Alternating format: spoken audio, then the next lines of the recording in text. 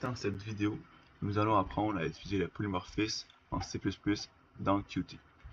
Nous allons réaliser ce projet basique qui est de créer des cercles, carrés ou triangles. Nous pouvons ensuite les faire tourner et les faire bouger. Voici le UML complet du projet. Nous allons diviser le projet en trois parties. La première partie sera de faire la classe form. Nous allons commencer par faire ses attributs, ensuite ses méthodes. Voici les attributs privés et protégés de la classe form. Pour ces méthodes, nous avons le constructeur, la position en X que nous pouvons choisir, en Y. Nous pouvons créer la pente pour quand on va déplacer la forme. On peut évidemment prendre la pente. On peut faire la méthode pour retourner à la position de départ, ce qui va être utile plus tard. Nous pouvons choisir la couleur, les getters pour les positions X et Y, le getter pour la couleur. On peut choisir l'angle pour faire tourner la pièce. On peut savoir l'angle. Et ici, on peut voir une méthode virtuelle pure, ce qui rend la classe abstraite. Comment est-ce qu'on calcule le déplacement des formes? Ici, on a un graphique en programmation qui est toujours le point 0, 0 en haut à gauche. Fait que si on se dit qu'on aurait une forme, un cercle, qui apparaîtrait n'importe où, qu'est-ce qu'il faut trouver en premier? Sa pente. C'est quoi la formule de la pente? Y égale mx plus b.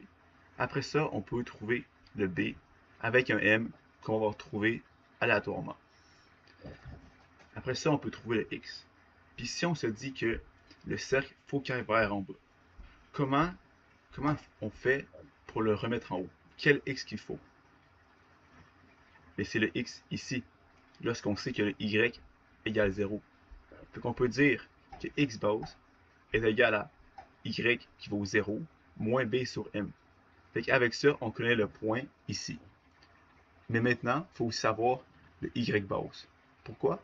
Parce que si notre pente ferait que le cercle dépasserait en x, il faut savoir le point ici. La première chose à faire lorsqu'on crée une forme, c'est d'associer ses attributs aux valeurs du constructeur. Ensuite, nous allons créer la pente et le b selon la formule y égale mx plus b.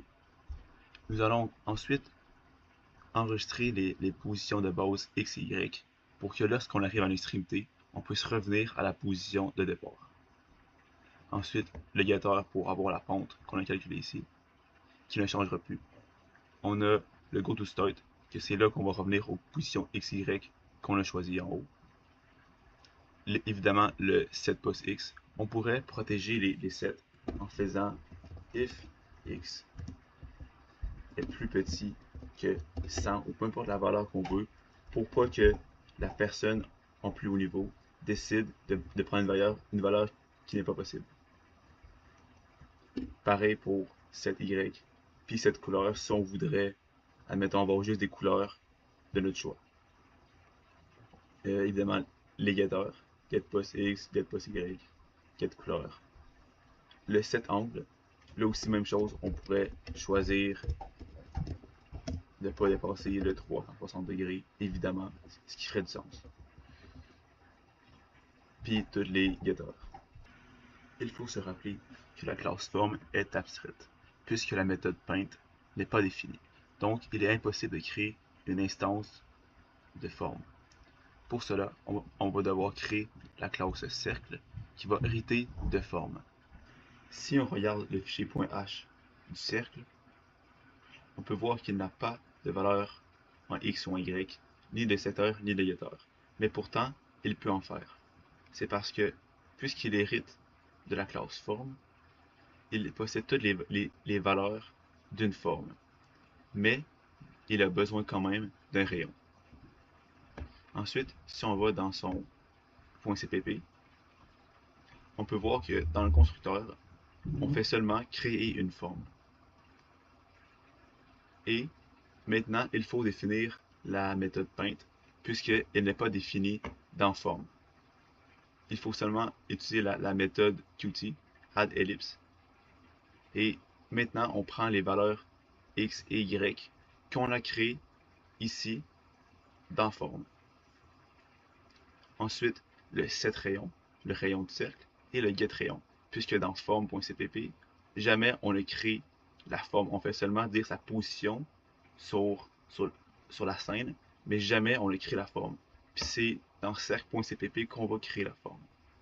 Pour le carré, ça va être pareil que le cercle, sauf que au lieu d'avoir la longueur du rayon, on va avoir la longueur d'un côté. Dans le point CPP du carré, on va redéfinir la pente, parce que la pente du carré est inversée versus celle du cercle. Fait que c'est pour ça qu'au lieu de mettre 0, j'ai mis 470. Mais si on essaie avec 0, on peut voir maintenant que si on fait bouger le carré, il reste pris en haut parce que la pente n'est pas bonne. C'est pour ça que j'ai mis la valeur 470, puisque c'est la valeur maximum en Y.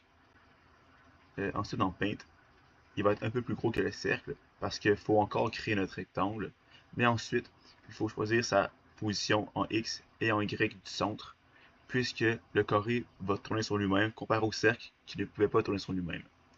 On va utiliser un Q-transform pour avoir la position vectorielle du carré. Puis ensuite, même chose, les getters et setters. Maintenant, nous avons fait la classe forme, la classe cercle et la classe carré. Je vais vous laisser faire la classe triangle. On doit se rappeler qu'elle doit hériter de forme et qu'elle doit définir Paint. Voici mon UI. J'utilise un QGraphicView pour afficher les formes. Il est important de se rappeler qu'il faut renommer le titre du main window pour un nom qui veut dire quelque chose. Lorsqu'on aura fait l'UI, il faut peser dessus un bouton, faire aller au slot, clic OK. Cela va créer dans le mainwindow.h une méthode qui va se faire appeler lorsque le bouton est appuyé. Donc si on va dans le .cpp, on peut voir que lorsqu'on pèse sur le bouton carré, on crée une instance d'un carré.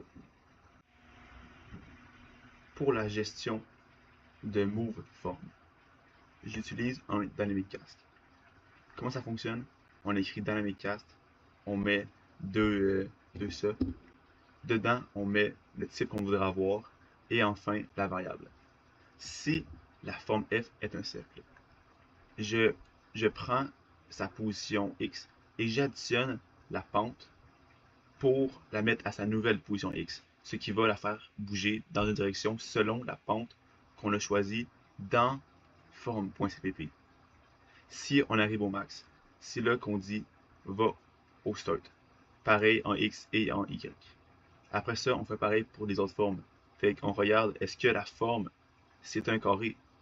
Puis là, on crée un carré. Puis on regarde, est-ce que le F, c'est un carré? Si c'est un carré, même chose. On augmente sa position X en Y selon la pente. Et on regarde les extrêmes. Maintenant, pour le triangle, c'est un peu différent. Puisque je veux que mes triangles aient une pente qui change seulement en X ou en Y, comparé aux cercles et carrés qui vont toujours avoir la même pente. Donc, on va devoir avoir une variable qui décide si on est rendu en bougé en X ou en Y. Si la variable est vraie, on va changer la position en X. Puis si elle est faux, on va changer la position en Y. Encore une fois, on vérifie si on arrive au maximum. Puis si oui, on revient à la position de départ. Puis si on est en mode tournée, on va bouger l'ongle. Maintenant, comment on crée les formes? Sur le bouton B cercle, on va créer sa position aléatoire en utilisant random et un modulo de la valeur maximum qu'on veut. Ensuite, on va créer la forme avec une couleur aussi qu'on va créer ici. On l'appelle refresh UI. À refresh UI, on fait juste refresh le UI selon le vecteur de forme qu'on a ici, qui est une liste de formes. Puisqu'on a créé une classe forme, on peut faire une liste de formes.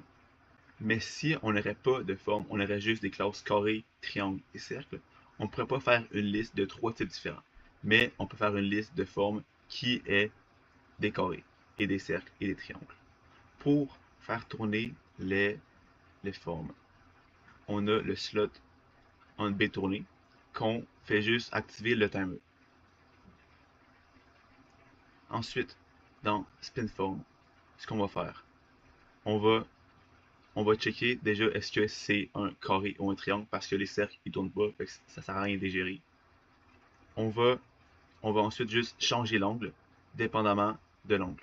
Fait qu'on va juste additionner une valeur qui va être aléatoire. C'est important de ne pas oublier le destructeur de main window. Lorsqu'on fait delete UI, Qt gère lui-même la destruction de toutes les instances d'objets qu'on a pu créer. Mais pour pratiquer une bonne pratique, il est important tout de même de supprimer toutes les instances qu'on a faites. Dans cette vidéo, nous avons créé une classe form qui était abstraite. Nous avons ensuite créé 3 classes qui héritaient de la classe form. Nous avons ensuite créé notre propre UI pour gérer ces formes à l'aide des slots Qt. Et nous avons appris à utiliser le Dynamic Cast pour trouver le type de forme. Merci de m'avoir écouté et on se revoit dans une prochaine vidéo.